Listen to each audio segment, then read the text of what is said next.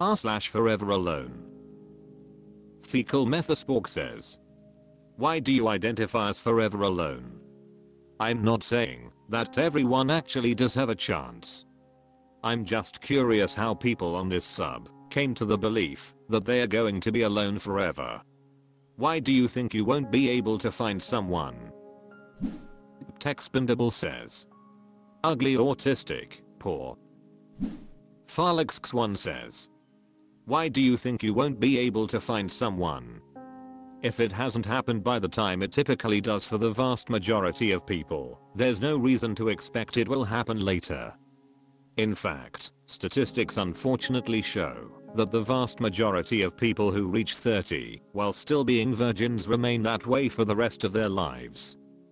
Theoretically, anything is possible, but just because William Shatner went to space at 90 doesn't mean your average grandpa will get into the orbit. Banalisha Kenshit says, frick out to here with that normie identity politics bullshit. Nobody identifies as forever alone, as if it's a choice. We are just genetically cursed.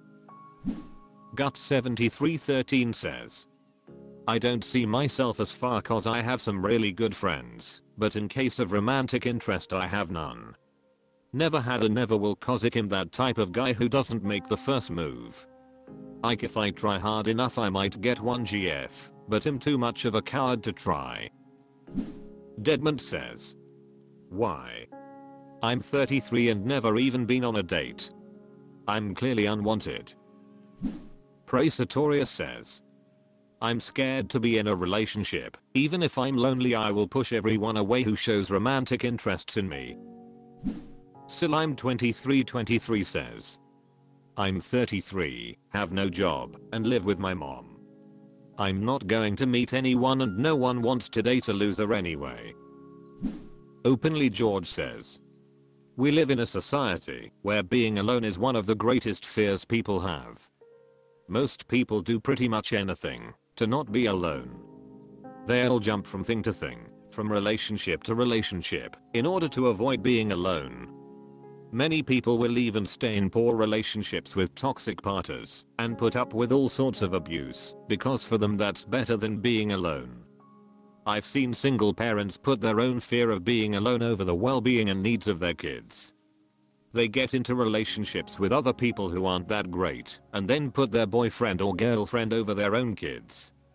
In high control religion and cults, one weapon they have and use on those who don't toe the line is shunning. Shunning is a powerful tool because it uses being alone as punishment, cutting a person off from the community to the degree that they are cut off from their own family. r/ForeverAlone. Lordiggy88 says, what's the worst things people have called you or insulted you for? I've been told I look/act like a serial killer and shuck shooter, and that I should KMS. How about you? Lolifaloza16 says, when I was in 8th grade my math teacher out of nowhere said out loud in front of the whole class that I looked like a serial killer and everyone in class started bursting out laughing after she said it. There was a kid who sat behind me named Marquez who told me to turn around so he could look at me, and when I did he started howling laughing.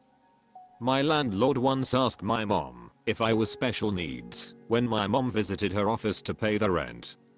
I wasn't there, but my mom had told me, and she was extremely angry that a landlord asked her a question like that. When I was in high school there used to be this kid named Ahmed who would stare at me in class and just laugh every time he saw me. He would always tell dudes in class to look at me because I was so funny looking. I once got roasted by my entire world. History class when I was in 9th grade. I was in a rap battle with this kid named Josh Walker who everyone called J Wall, and the rap battle eventually turned into who can roast you/Lolifaloza16 the hardest. Some kid recorded me getting flamed by the whole class and posted it on his Instagram and Snapchat. Luckily for me, he didn't get me on camera and everyone thought it was this kid named Gary who was getting flamed by everyone in class. In 6th grade I had a girl on the bus named Emily who told me that her younger cousins saw me getting mail at the mailbox and made a comment that I looked like a stalker. In high school during lunchtime, when I was walking to the restroom I had walked past a group of girls and one of them saw me and said there go King Kong's brother, and I heard her and her friends chuckling. There's a lot more, but those are just a few. Godslavo says, I've been called a school shooter as well. I used to wear big hoodies because I was fat, still am, and I kept to myself in the back of the classroom. So everyone just called me that. I think the worst thing I've ever been called was a genetic failure by this girl, who was my friend. A close second would be another girl I knew who said I'm subhuman. Jmweeb says, too many to list unfortunately. My whole life I've never received an actual legit positive comment or words of encouragement, except for job related stuff. Atlantic 1989 says, in the 10th grade a group of girls started telling the student body that I had flashed my cock at them at a bus stop. I was fortunate that it occurred relatively late in the year, so I could quit school and not have to deal with a longer period of further reputation destruction. It was bad enough being thought of as a weird loner, but a weird pervert loner was way worse. r/ForeverAlone. Otherwise Celery 8549 says, does anyone else hate the reactions normies give when you admit to being single or never have dated?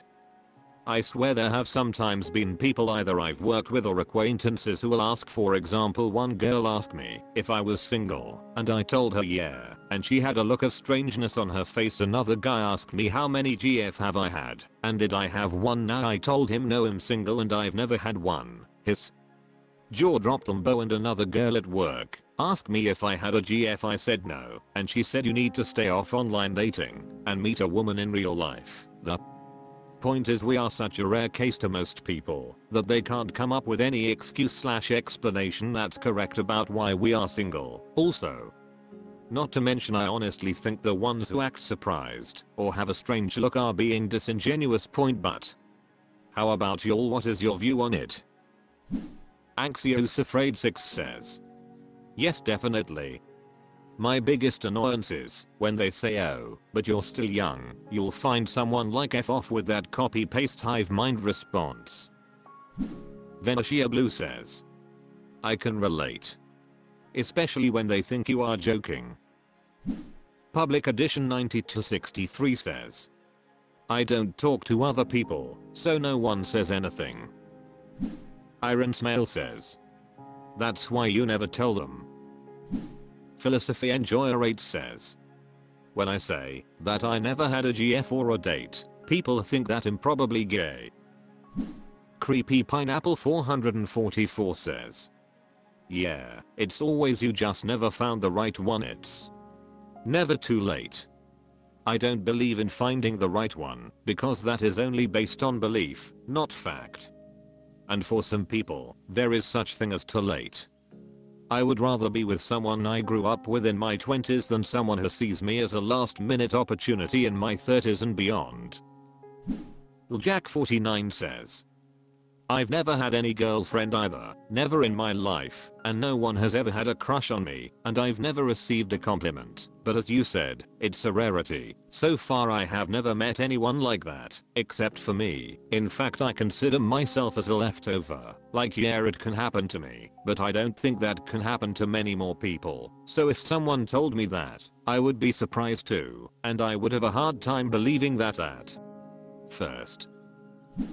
Grand Level 9343 says, admitting it has never worked in my favor. Just awkwardness, gaslighting, insults, ghosting, victim blaming. Or at best a pity. So why admit to it at all? What about you/Grand Level 9343? You gay or something? Oh, I'm in between stuff. My last thing went bad, haha. Social expectations suck. I hate it here. r/ForeverAlone. Appointmentenable47 says, where do you even meet women in 2024? It doesn't matter where I look online, all I can see is women being creeped out by guys and saying that they don't want to be approached literally everywhere. In a club? No, I'm here to party with my friends. In a shopping mall? No, I'm here to buy something and we'll go home after that. At work? How dare you do that? Watch this become an hour issue ASAP in my hobby group.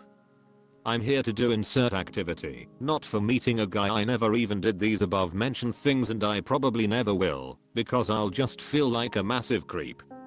What even is the point of trying anymore? Women don't want to be bothered, so I'll just fulfill that. Walking Hawk 22 says, mutual friends is where most people meet women. It's a big red flag for women if you got no friends, and dating apps are a big waste of time. Dommy1405 says, which just shifts the question one level up to where do you find the right friends? Ones who actually have the type of social net that would facilitate that. At least in case of my, admittedly few, friends, they have proven themselves to be rather unhelpful and just a lot more lucky themselves. Also, I find one runs into similar problems with making new friends, as most people seem to have a rather well-established circle of friends, often carrying them around since like high school, through which they then also make new acquaintances and friends. While I know it's definitely not impossible to make new friends despite this, it just seems so much harder, at least to me, to somehow integrate yourself in some already established group structure, especially without much, let's say, social capital. GRPN says, low IQ, you don't ask a fish how to fish. Average IQ, of course women will know what women want, so you should prioritize what they say in regards to dating. High IQ, you don't ask a fish how to fish. People go above the posted speed limit, people only drink coffee for the milk and sugar, people hit on people with varying success any and everywhere. Life is a real son of a biatch, so frick it and do what you gotta to do. Except the workplace one. Don't look for relationships at work, because the cons outweigh the pros. Abaramax says, it's never the right place and time to approach a man or woman if you're ugly. Adorable T-Rex says, I think the main issue with approaching women in public is a lot of men who are accosted of being creepy don't wait for any sort of non-verbal cues at first, before they ever approach a woman in a public setting. If you ignore all of these non-verbal rules or signals, you will come across as creepy, no matter what setting you're in. Because you're just completely ignoring her consent and boundaries. About 80-90% of communication is non-verbal. People will tell you if they don't or do want to talk to you. Just not with their words. You might catch her looking at you. Once or twice is a coincidence. 3 or more and maybe she is into you. Maybe you have toilet paper stuck to your shoe, so you make eye contact and smile at her.